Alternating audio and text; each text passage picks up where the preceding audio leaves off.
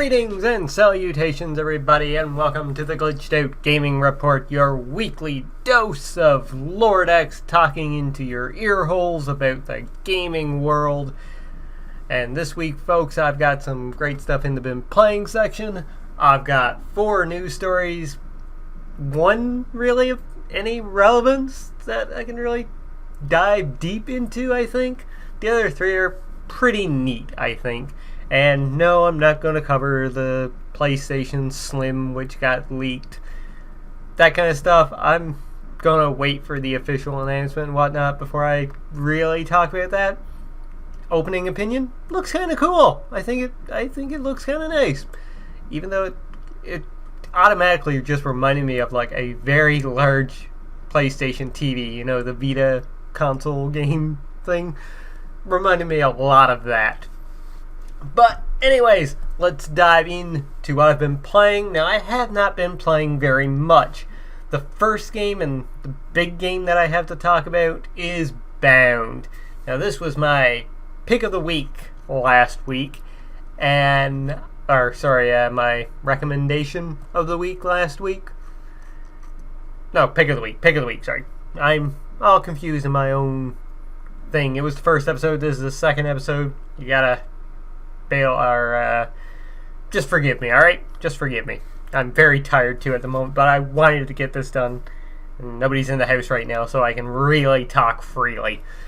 So, alright, Bound. This was my pick of the week last week, and I'm going to be honest with you guys. I was wrong. This, first off, I was wrong on the fact that it was an endless runner, which I thought it was. No, it's a platformer. The game looks beautiful, like the little subtle animations and everything, fantastic. The sound, the level design, absolutely gorgeous in all respects. It wears thin very, very, very fast. So I played through the first level like, this is beautiful, this is great. Went to the next one and the next one, and yeah, it started to really wear thin on me. Like, there is not much you can do in this game. There's not really that much of a variety of things that you can do. You can dance around, but it really doesn't make a difference. I chugged my way through this just to get through it, just to finish it, in hopes that, you know, maybe the ending kind of would be nice, but yeah, it's okay. I would not recommend that you buy this at full price. Not at all. Like, definitely wait for a sale on this one. Under $5, it'll be perfect. More than that, yeah, it's not the greatest. I will be honest. Other than that, I played a little more Star Ocean 5. Still enjoying that game. The characters got to see the inside of a spaceship for the very first time. Even though they didn't really know they were in space, they just thought it was like a high-tech boat. It was weird, but yeah, it was fun. Still enjoying it, loving it. And the last thing that I played, diving into my PlayStation Now subscription while I still have it for the next, I think, 20 days or so left. Something like that anyway. Played a little Farming Simulator 15. And I'm going to be honest with you guys. If I see this game go on sale cheap for PS4, I might have to pick it up. It was kind of relaxing just to sit back and do a little bit of farming. And I might play a bit more on PlayStation Now while I still have it. Even though I should be playing something like Resistance 3, which I never got around to playing before, or Assassin's Creed Rogue, which is on there, or the bunch of JRPGs that got dropped on there, which I never really got a chance to dive into very much outside of the Disgaea games, because I did play a fair bit of each of those. But yeah, I played a bit of that. Really cool. And under the topic of the week this week, I will have something else to talk about that I played, which is probably in the title right now. It's VR. But yeah, let's dive into those news stories, shall we? And the first and biggest one that came out this week, and I've got to cover this right away because I have been itching to talk about this, and that is that Metal Gear Survive was revealed. That's right, a brand new Metal Gear game coming to PS4, Xbox One, and PC from Konami. And they're not just doing mobile and pachinko machines, even though seeing the trailer for this game made me wish that they were just doing pachinko machines, because, well, Jim Sterling said it best, like, bravo to them, because this is probably the most generic thing they could have came up with. It's 4 bland characters, nameless nobodies, get sucked into an alternate dimension and have to fight zombies. Or, sorry, they're crystalids. They don't have heads. They just have, like, half heads with glowing red crystals sticking out of it. And yeah, wow. Just wow, Konami. I mean, of all the things that you can do, this is what you give to us? At this point, I don't want anything new console-wise from Konami. What I do want from them is the Suikoden. I say it's Suikoden. I know it's Suikoden, but Suikoden games. I want 3, 4, and 5 put on the PlayStation 4 through PlayStation Now. Not through PlayStation Now, sorry. Through PS2 on PS4. I want those to happen. I want to see Symphony of the Night just get re-released onto PS4. That would be awesome. Just give us the old stuff that you have. Don't even, like, touch them. Just give them to somebody else to port over, okay? That's all I want. But we gotta stay positive here on the Glitched Out Gaming Report, and there's one big thing that came out about Metal Gear Survive, and that is this little silver lining. Konami has stated that Metal Gear Survive will not be a full-priced game. Written by Elisa Judge over on IGN.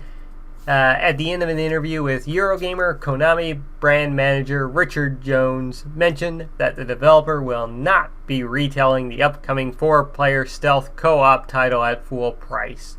He apparently would not go into any further detail on the subject, but made a point of highlighting it.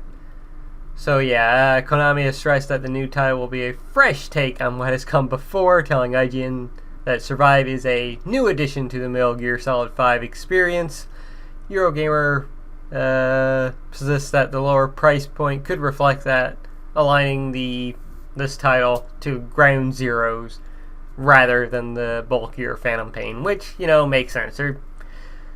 This is what's going to happen, folks. And I'm zero interested in this game. I'm interested to see what reviews are going to say about this game. It would be absolutely amazing if this game is even remotely good. But yeah, wow, it's incredible that Konami's actually doing this in the first place. This is absolutely amazing in that regards, but yeah, just stick to the pachinko machines if you want to do anything new, Konami. Because right now, yeah, we'd rather see that than you, like, just using the namesake of your good franchises like Metal Gear or Castlevania or Suikoden on just, you know, what possibly could, most definitely could, 99% could end up being a terrible pile of garbage. Shovelware at its finest. I mean, I've seen stuff for 99 cents for the Wii, which could end up being better than this. So, yeah, Metal Gear Survive, that's happening. Let's go into something happy, and this is for people over in Europe, and that's Pokemon Snap is coming to the Wii U, a virtual console. That's right, the original Pokemon Snap for the N64, originally released in 1999, is now coming for the Wii U. Only in Europe at this time. Posted the Nintendo of Europe Twitter account. No mention of pricing and no mention of a North American release. Now, I think this is awesome. This is really cool, and if this ended up coming to North America as well, I might buy it on my Wii U. It'd be nice to have. But what still boggles my mind, and I know there's people out there that will agree with me. I know I've seen Aussie Legend talk about this before. But it's quite amazing that we never got a Pokemon Snap game on the Wii U, because that gamepad would have been perfect for that. I could have imagined myself in my computer chair, like just spinning around, just going all over the place with that tablet controller, trying to take pictures of Pokemon in a virtual landscape. That would have been absolutely fantastic. It would have been so good. The Pokemon franchise is something that they really experiment with offshoot games like Conquest, which was great from what I heard. I haven't played it yet, as well as many other games, as you all know by now. But this could have been easy, like Pokken. They could have just gave this to somebody, say, here, make a Pokemon Snap game for us. It would have been good. But nope, we're not getting it. But we're getting Pokemon Snap on the Wii U Virtual Console. And who knows, maybe if it sells and Nintendo sees that people want a new Pokemon Snap game, maybe we'll get one for the NX. Maybe it'll be augmented reality if we really can take that console on the go. And maybe it'll sync up with Pokemon Go, maybe. Who knows? But this is cool.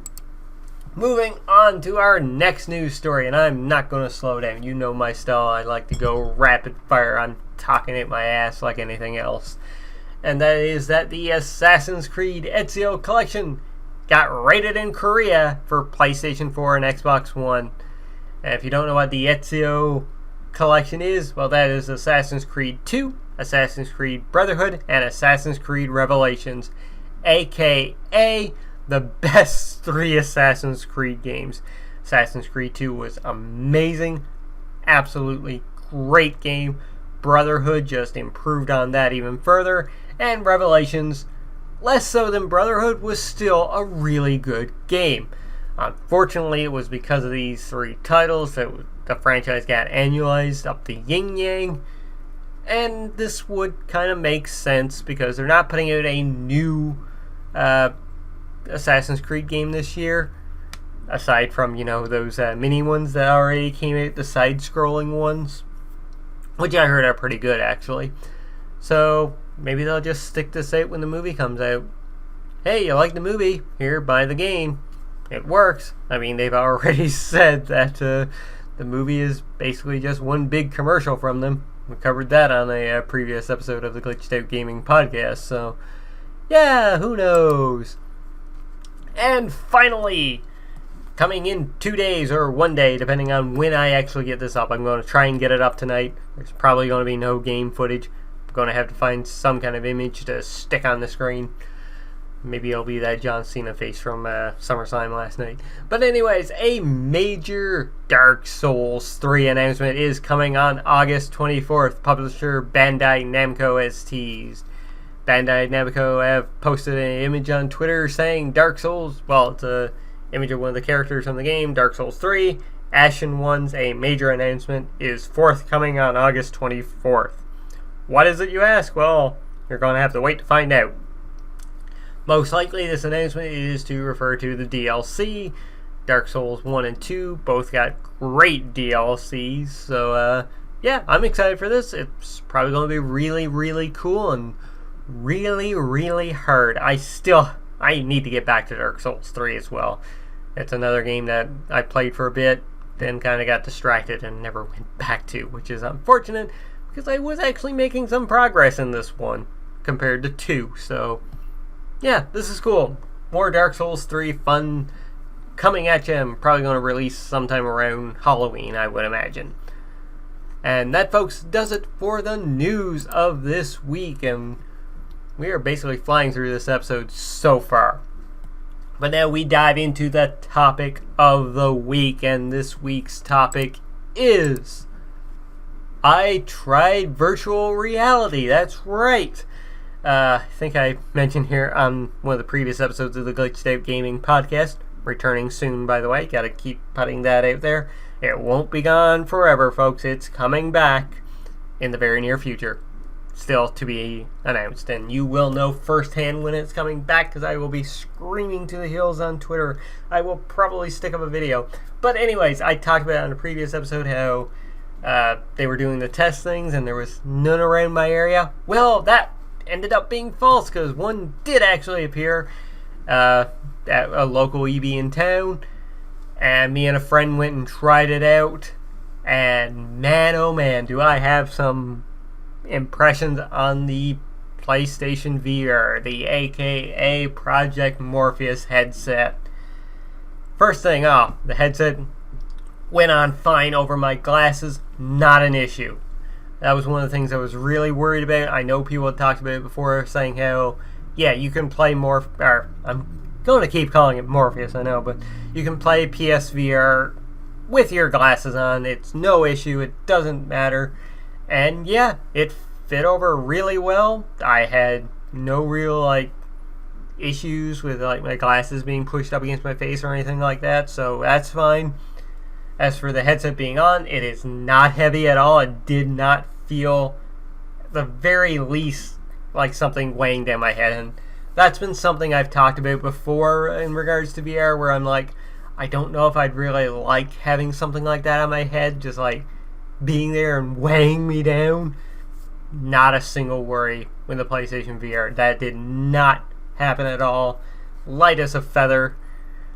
Well, not really, but it wasn't as bad as what I thought it was going to be. It wasn't bad at all, to be honest with you. So that's out of the way. Now the immersion. I played a demo of Eve Valkyrie. Maybe I'll throw up a trailer of that or images. Look it up anyway. Eve Valkyrie PlayStation VR demo. It's one of the first things on YouTube when you search that. So I played this demo, and it starts off, you're in this launch pad for your ship. You're in the cockpit, and you can't really do much, but moving your head around, you can look around the cockpit, and this is where I started to click in for me, where I was able to look behind me and see the windows and look down, and I could see my legs and my hands, my virtual hands on the control sticks, even though my hands were on the controller, but it was perfect placement for that. And I have the person talking in my ear, telling me basically just a little inspirational speech type deal on what the mission's going to be. And then the ship blasts out, and soon as I was in space, I had that come to Jesus moment where it was oh my god, this is fucking unrealistic. And just the sheer fact that no matter where I looked, I was in this world. I was in this spaceship. And just starting to move the spaceship around and start to do barrel rolls, even though they're not barrel rolls. I know, the areola rolls or whatever you want to call them. It just felt so real, and being able to just look around, and then these other spaceships appeared, just burst into the area that you're in. It's oh my god, these things are massive, and flying up next to these huge spaceships. It was crazy. It felt like I was there, and this demo alone completely changed my perspective on virtual reality. I mean, I was never a naysayer saying oh, it's gonna be garbage, it's just gonna be a trend. Though there was always that concern there where it's maybe it will turn out to be this way. I don't think it's going to be something that interests me very much, but complete turnaround. I know now that at some point, not right away though, which I'll get to in a second, but at some point I need to get one of these PlayStation VR units. I need to get back into that spaceship again and be able to fly around and dogfight. Instantly while I was doing this, I thought of that Battlefront X-Wing mission where I'm oh my god, I want to play that now, to feel like I am in that Star Wars universe. And I had another one of these come to Jesus moments, I keep calling them that, where I was flying around, and suddenly, just out of the corner of my eye, I spot this other massive ship just come out of nowhere to my right. And instantly, in the real world, I kind of flinched a bit to my left and like steered my ship the other way, just as if I was, say, in a car and like something else were coming up to me, or if I was walking down the sidewalk and an 18-wheeler came up right next to me, I'd, flinch a little bit, where it's like, oh Jesus, where did that come from? That happened to me, and it was really kind of mind-blowing. It was a very interesting experience. Now, why won't I pick one up right away? Well, one, I think it's virtually impossible to actually get your hands on one now day one. Two, it costs, for the base unit, not the bundle, it's, I think, $549.99 Canadian. That's just the headset itself. And I think maybe the VR Worlds game thing that comes with it, I think that's in the same thing. Could be wrong there, completely wrong. But yeah, that's way too much money for me to drop on that, especially given the fact that I am picking up a few other games this fall. And that's the last thing. Like, I had a grand experience playing this Eve Valkyrie demo, but everything else I saw on the demo sheet from the PlayStation World thing, which I saw somebody else playing before I got to demo it. There was another guy sat down playing that when me and my buddy got at the EB Games location. And that looked okay. It looked interesting. I'm sure it'd be even different being there, because I had that experience. My friend played EVE Valkyrie as well, and I was watching him like, man, that game looks pretty interesting. I don't know if that's pretty good, though. Yet, after putting on the headset and experiencing it firsthand, I'm like, wow, this is cool. But everything else on the sheet, like Hyper Light Cube, I think the game was, and they had a couple others there as well, but the Battle Tank game, which looks cool, old school graphics, first person thing. Interesting, but it's not something I would spend money on. EVE Valkyrie right now, it looks like the one good game that they had on the demo unit.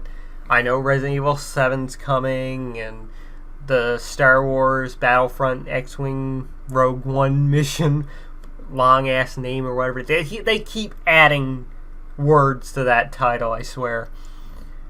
But nothing really stands out as like there's going to be so much stuff here for me to play day one. So it's something I can definitely wait on.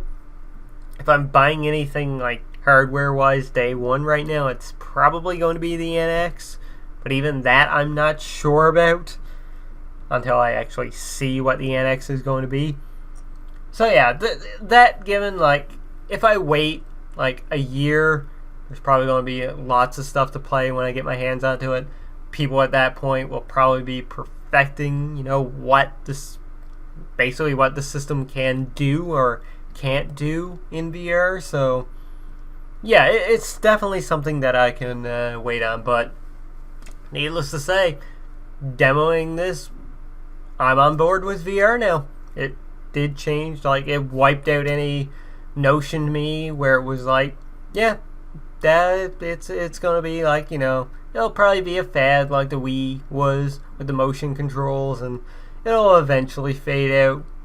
Now, I will be 100% honest. I think it might be the future of where we go with gaming. So I'm very, very much interested now in PlayStation VR. And yeah, that does it for our topic of the week. So let's move into the questions and comments.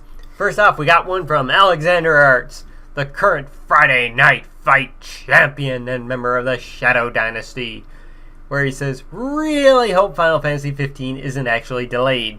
But yeah, it probably is, right? I guess I should just accept it, and if it turns out to be wrong, I can get excited again. Yeah, funny thing, right? As soon as I posted up that video, or the first episode of the Glitched Out Gaming Report last week, right after I publicly released my video, the news broke officially that yes, Final Fantasy 15 is delayed till the 29th of November, which is probably, well, my timing putting up the Glitched Out Gaming Report last week, that's probably why that video right now has like 113 views onto it. Pretty damn sure, because I ain't that fucking popular when I put out a video like that. Not even the Glitched Out Gaming podcast got that many views right away. My mind was blown when I came home from work and saw that it already had 60 views. Perfect timing, I guess, on my part. And if any of you are back again because, you kind of watched that video just thinking that you were getting confirmation of the video, or confirmation of that news report, and you stuck around and now you're watching this video, or I should say listening in, because there's not going to be that much to watch on this one because I never got gameplay footage done. Thank you for sticking around, but yeah, Alexander, I feel your pain, buddy. I really do. Because right now it looks like I'm not playing anything new until around the 11th of October when Dragon Quest Builders comes out and I get my copy of XCOM 2 in the mail from Amazon. So, yep, that's probably it. Next up, our next comment comes from Aussie Legend, who originally posted this on the teaser video for the Glitched Out Game Report, not the report itself, as he said at the end, posted from a galaxy far, far away. I've basically had that same sticker idea ever since Brawl came out, referring to the sticker/stamp thing for achievements/trophies for Nintendo that I talked about last week. My idea was similar to the one described here, but instead of a platinum trophy, it would be a foil/shiny sticker, which, if you connected your Nintendo Club account, or whatever service was called, whatever that service was called, you would get a sticker sent to your address, which you could put it in an official Nintendo scrapbook that you would theoretically buy from retailers/online. It adds an element of collecting, which after seeing how Amiibos took off seems like it would be in their wheelhouse, and an incentive as it would contain a physical reward for those that think a digital reward and bragging rights isn't reward enough. Just my musings. Fun little episode, and pass my regards on to Mr. Pacheco. I will indeed. Izzy would be glad to hear from you, Ozzy. So yeah, that Ozzy would be incredible and would take it to the next level, to quote Huber. So yeah, that would be fucking amazing to, be able to complete all the stickers in a Nintendo game and then get an actual one in the mail. That would be very, very smart on Nintendo, I think, and would get so many people to buy games and complete them completely just to complete their complete sticker book collection. I've said complete way too much, so let's move on to our next set of comments from the one and only Aaron B., who will be challenging Alexander Arts for the Friday Night Fight Championship this coming Friday night. And Aaron writes, I've also had that same idea for their trophy system, ! Could also let you customize your gamer tag or profile with the stickers that were the toughest to get. Think they have the opportunity to have one of the coolest achievement systems. Yeah, that it would be. And leave it to Nintendo, to be creative. It's hopefully something they will do. Continuing on, I'd love to see great new Destroy All Humans or Darksider games, but I don't know how much faith I place in Nordic to deliver them. Now with this one, I think they actually have the team that made the two Darksiders games. I think those guys are employed under them, so it's possible that we could get the third Darksiders game, if it happens, which I think it will, because that's the one big franchise, aside from, the space shooter thing, Red Faction, that they got from THQ, so hopefully it happens. Maybe we'll get that. Maybe we'll get a 4-player co-op game where the Gods of War had to fight zombies in an alternate universe for $19.99. And finally, from Aaron, he writes, part of me wonders why they even delay games these days. Arkham Knight, No Man's Sky, etc. How many pristine launches thanks to their multiple delays? How many were barely functioning disasters? Very true. There's very few games which actually get that well-deserved polish from it.